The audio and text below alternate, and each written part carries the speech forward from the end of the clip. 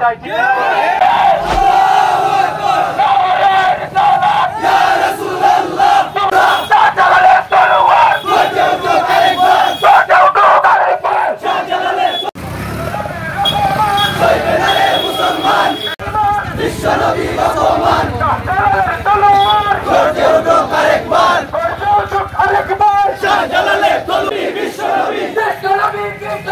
তোমার নবী আমার নবী তরুয়ার action to action direct action হুশিয়ার সাবধান আরেকবার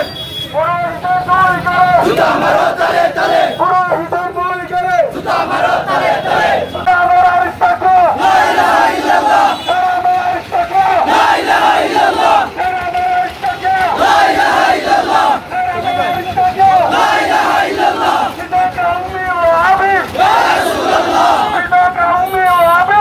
আমাদের বিশ্বনবী আমাদের কলিজার টুকরা রাসূল করিম সাল্লাল্লাহু আলাইহি ওয়াসাল্লামের শানে বেয়াদবি করেছে, কটূক্তি করেছে।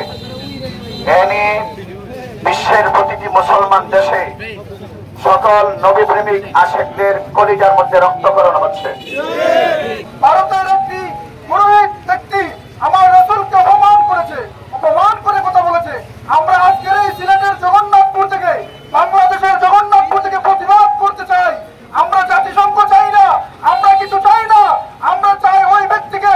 আমরা আমাদের এই দেশের প্রশাসন এবং আমাদের এই দেশের প্রশাসন ব্যবস্থা, ভারতের প্রশাসন ব্যবস্থা অবিলম্বে তার ফাঁসি দাবি করি।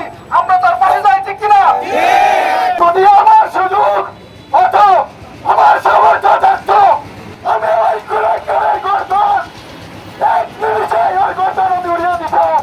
আমি একটু দ্বিধাবোধ করতাম না।